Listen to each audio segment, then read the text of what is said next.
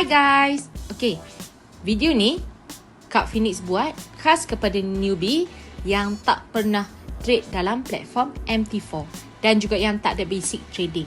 Okay, kepada hampa yang dah ada basic, yang dah tahu menggunakan MT4, hampa tunggu Kak Phoenix punya video untuk advance nanti. Okay, jom kita start. Okay, the first screen yang hampa tengok sekarang ni, the first page ni, ini dipanggil chart. Okay, chart yang macam mana, maksud dia pergerakan harga. Okay, untuk apa? Okay, dekat sini ada simbol instrumen. Kalau XAU USD dipanggil gold. Okay, kalau EUR USD, itu Euro USD untuk pair forex. Okay, ini chart untuk gold. Okay, kalau hampa nak tengok time frame, dekat sini. Dekat situ time frame, ataupun macam ni. Kat sini pun boleh tekan time frame. Katakanlah hampa nak buat top down analysis, boleh buka monthly dulu. Kemudian turunlah ke weekly, daily, H4, ke M30, M15, ikutlah. Okay, contoh Kak Phoenix, katakanlah Kak Phoenix nak tengok H1. So itu tempat untuk kita tukar time frame. Satu lagi shortcut adalah kita klik, kalau hampa punya screen macam ni, ni MN W1 D1, ni semua dipanggil time frame. Maksud dia MN ni monthly punya time frame, W1 ni weekly punya time frame, D1 daily, H4 punya time frame lah. Okay, H1, M30 dan sebagainya, turun sampai M1. M1 tu maksud minit pertama punya time frame, 1 minit. Okay, apa yang dimaksudkan tu? Okay, kita tengok kalau monthly bermaksud satu candle yang dah siap ni. Okay, satu candle yang dah siap ni, contoh kita ambil yang ni, satu candle yang dah siap ni bermaksud 1 bulan. 1 bulan. 1 bulan punya candle. Okay, kalau maksud dia, kalau hampa tengok daily tu, weekly, jadi dia akan lebih banyak candle lah. Sebab untuk completekan satu candle dalam time frame yang hampa gunakan tu, kena tengok banyak mana dia perlukan untuk siapkan time frame tu. Contoh kalau macam weekly, weekly perlukan berapa daily punya candles untuk siapkan weekly punya candles. Dia perlukan at least 7, kan? Bukan at least lah, memang 7 candles daily untuk siapkan weekly one. Satu simbol untuk weekly.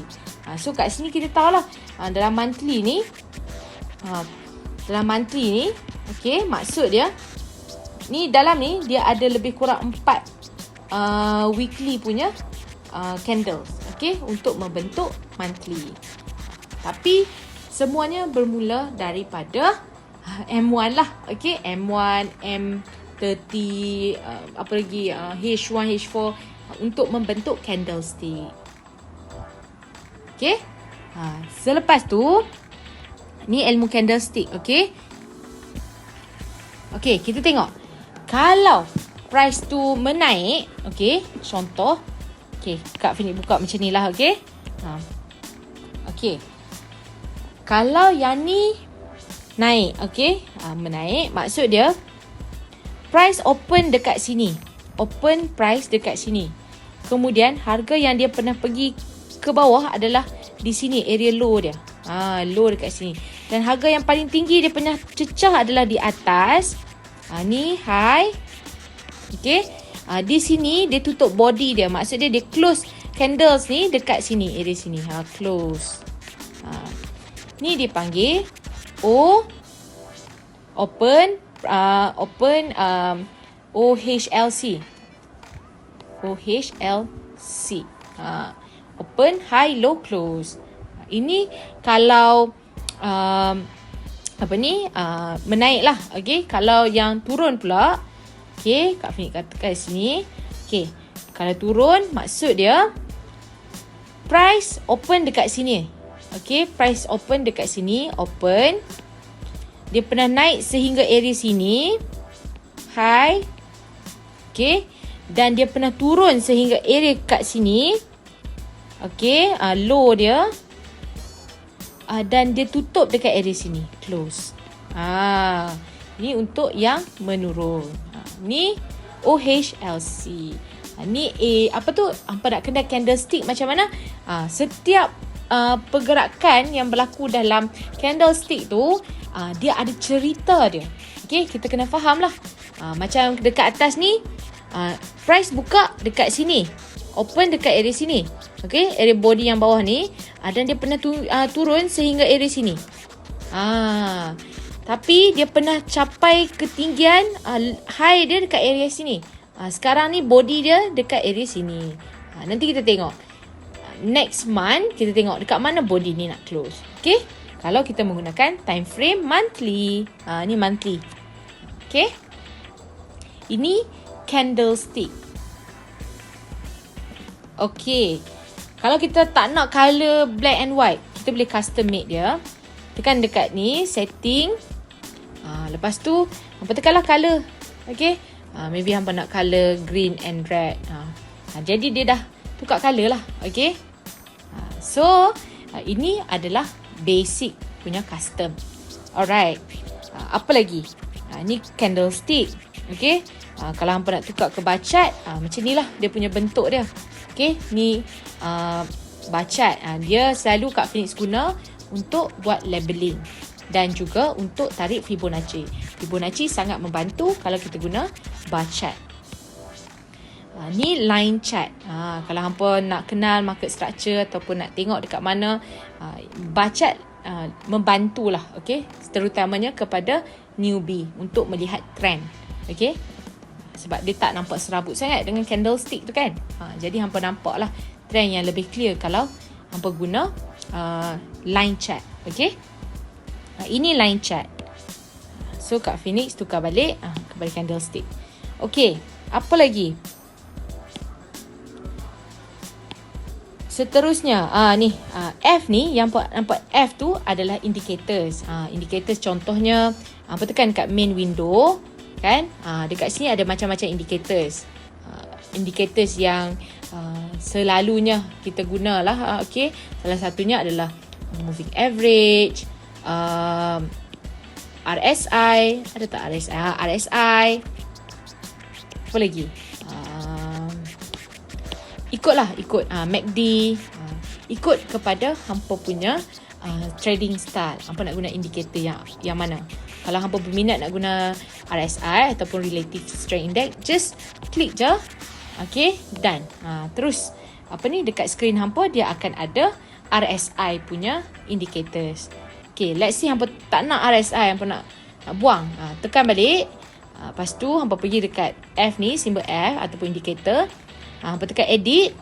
Just delete lah. Okay, macam tu. Okay, itu untuk indikator. Kalau let's say hampa nak add object ataupun nak add symbols, hampa boleh tekan dekat area sini.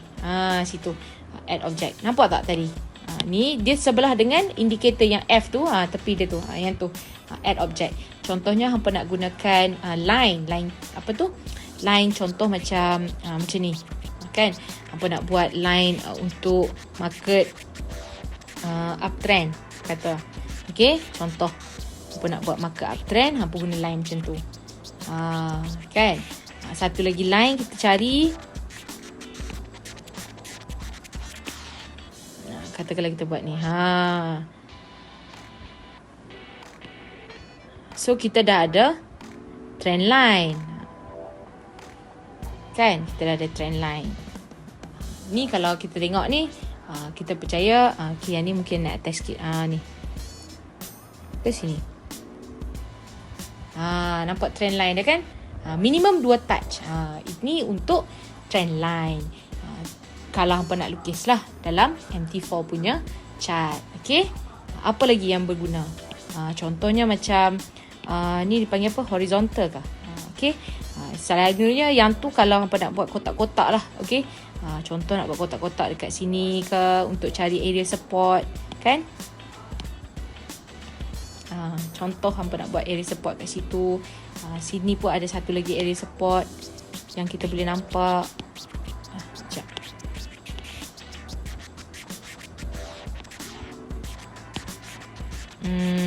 Mana lagi area support? Ini sini. Okay. Ikutlah. Okay. Tambahlah ikut hampa nak tambah yang mana satu. Okay. Kalau hampa tak nak, hampa just tekan and then delete. Okay. Tekan, delete. Okay. Delete. So, itu cara kita untuk add object ataupun maksud kat Phoenix macam add symbols. Itulah. Okay. Hampa nak guna trend line ke, hampa nak guna apa ke, itu function dia dekat sini. Tepi F tu ada satu, itu add object. Okay. Alright. Okay, next. Function yang Kak Phoenix nak tunjuk. Okay. Bawah pada account tu, okay, kita tekan dekat sini. Okay, ini adalah watchlist hampa. Okay. Untuk hampa tengok list of pair yang mana yang hampa selalu nak tengok. Okay. So, this is your watchlist. Watchlist maksud dia pair yang hampa nak watch every day. Yang mana yang hampa nak trade ataupun yang mana yang hampa nak analyse. Hampa nak tengok harga dia setakat mana sekarang. Contoh macam Kak Phoenix letak gold XAU USD, EUR USD, GBP JPY AUD USD. Gold tu commodity. Okay. Yang 3 dekat bawah tu forex, currency punya pair. Okay. So kalau hampa nak add more, hampa tekan dekat button plus tepi dia tu, tepi advance ada button plus, tekan situ, add symbols. Contoh kalau hampa nak trade forex, okay, untuk VT market, tekan forex VIP. Untuk VT market, tekan forex VIP. Okay. Kalau hampa nak trade macam other commodities yang ada gold dengan silver lah.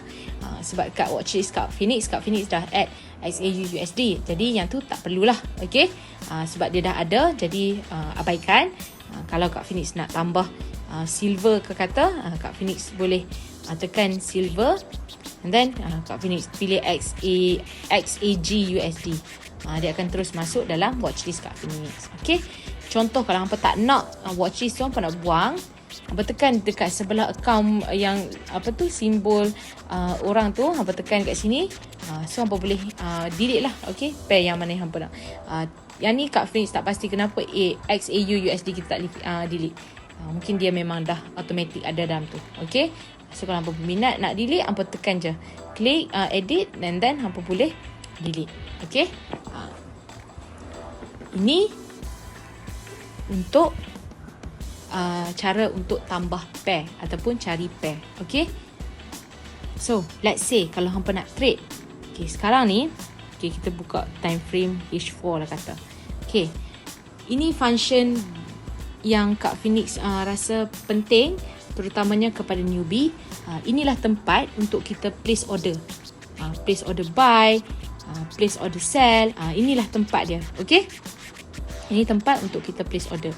Okay, for example, kita nak buat market execution. Contoh kita nak buy. Sekarang ni price running dekat 2026.40. Okay, katakanlah kita nak buy, kita just tekan buy. Instantly buy. Okay, instantly buy. So, kita tengoklah dekat trade kita punya.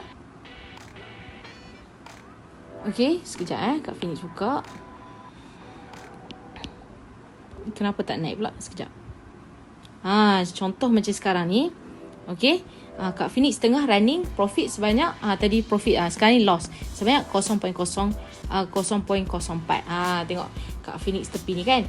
Kalau Kak Phoenix kata okay, Kak Phoenix tengah running profit tapi tiba-tiba macam loss, Kak Phoenix tak letak stop loss ke apa, Kak Phoenix boleh modify lah. Okay, modify sini, bolehlah letak Kak Phoenix punya stop loss, maybe Kak Phoenix nak letak dekat 2024 ke kata.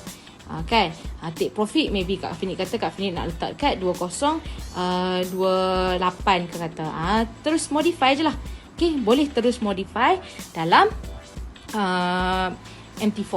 Contoh kalau kita kata macam tinggi sangat lah, tak sampai kot, kita takut ni kan, kita nak close, kita tekan je kat sini edit and then kita close order and then close with profit.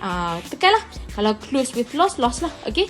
So kalau kita nak close order instantly, kita boleh terus edit dekat situ. Okay. Ini cara kalau kita buat market execution.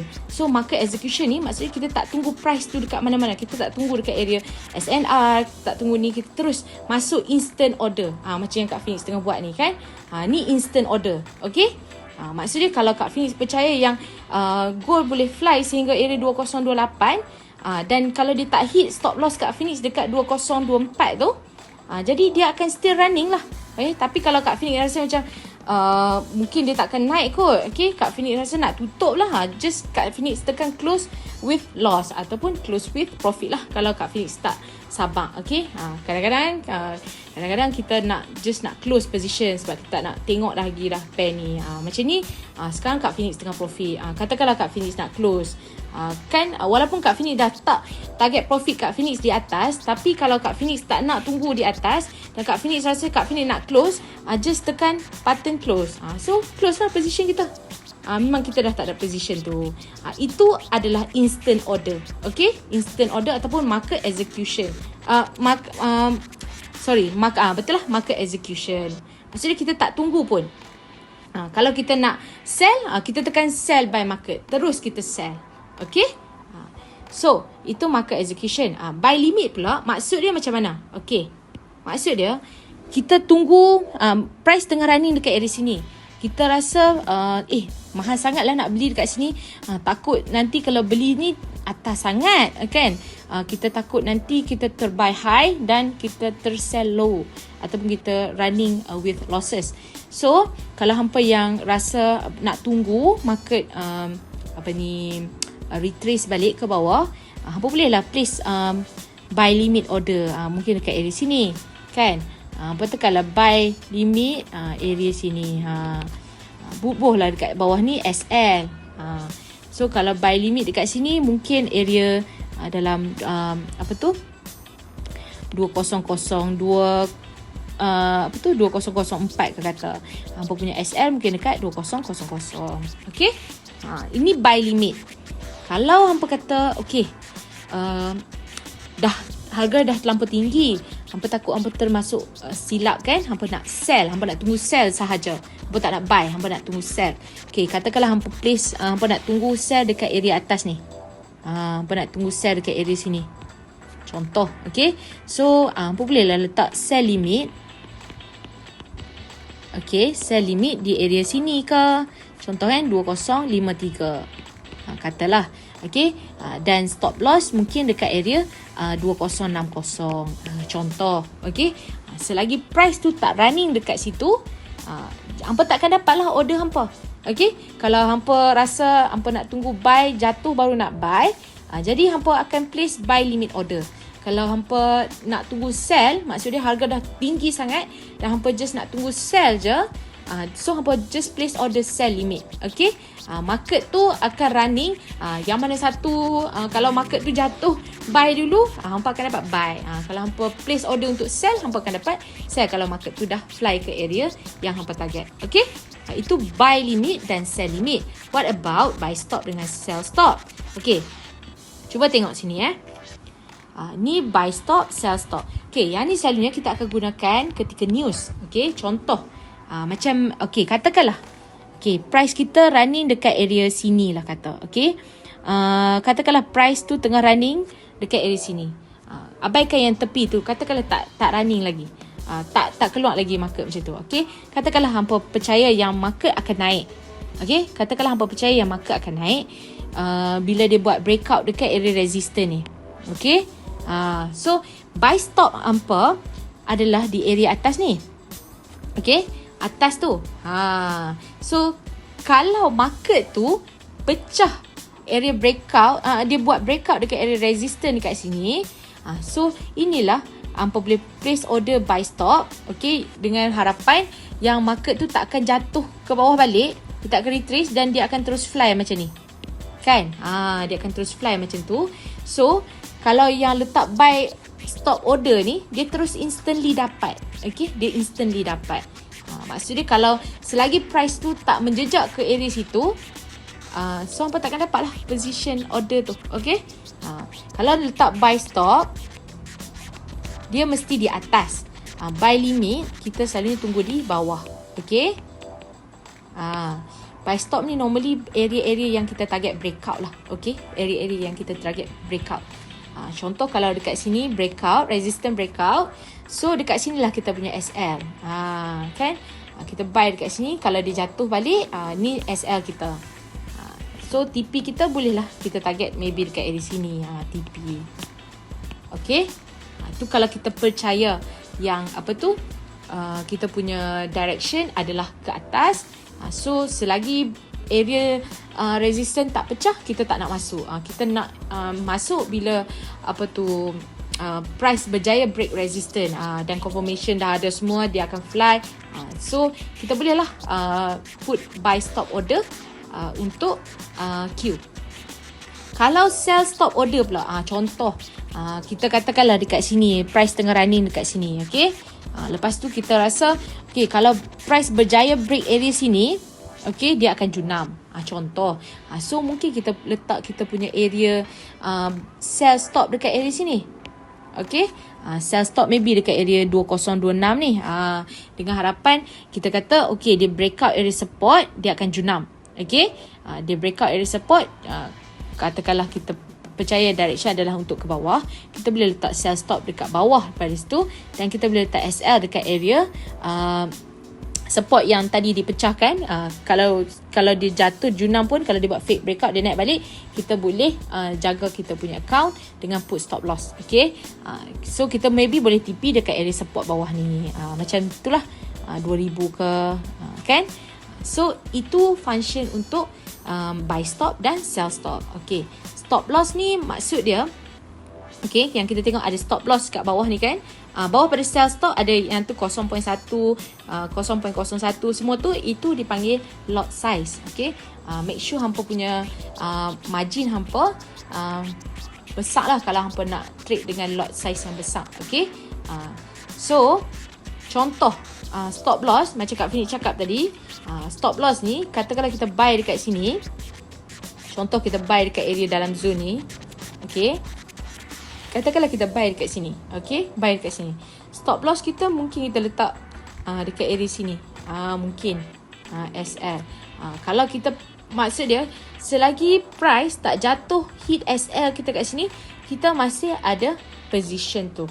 Okay, dan kita mengharapkan price tu takkan mencecah SL kita, dan dia akan terus fly kalau kita buy lah. Okay, kalau macam sell pula, contoh kita punya sell, kita katakanlah kita tengah sell dekat sini, kita punya sell stop loss mungkin dekat sini kan. Selagi dia tak naik sehingga area tu, maksudnya kita masih ada position sell. Okay, itu function stop loss. Sebab stop loss ni kena letak dekat tempat yang betul. Sebab kadang-kadang kalau kita letak tempat yang salah, contoh kita letak stop loss tempat yang salah, macam mana? Okay, contoh dekat, okay, contohnya kita letak kat sini. Kita letak dekat sini, kita nak buy. Okay, buy. Lepas tu kita kata kita punya stop loss kita nak letak dekat sini. Kan kena tu SL, kan kena tu SL dia. Jadi kalau siapa yang letak SL dekat sini, confirm lah menangis lah kalau dia buy dekat sini tapi jatuh sikit je, lepas tu dia fly balik. Kan market tu memang macam tu, memang kejam. So kita kena letak stop loss dekat area yang betul. Contoh kalau kita buy kat situ, mungkin area sini kita punya stop loss. Okay, jauh sikit. Tapi memang kalau kita nak jaga kita kena secure kita punya account dengan stop loss order yang betul. Okay, kalau TP ni take profit lah. Okay, dia punya short form kepada take profit. Okay, let's say lah macam tadi. Okay, let's say lah Kak Finik katalah Kak Finik tengah buy market tadi kan. Okay, buy market. Lepas tu tiba-tiba Kak Finik rasa macam Kak Finik tengah running profit banyak sangat. Kak Finik tengah running katakanlah 50,000 USD. Contoh. Okay, tapi Kak Finik takut kalau dia jatuh balik. So Kak Finik boleh set break even. Okay, contoh Kak Finik tengah running profit kat sini katakanlah 50,000 USD. Contoh kan.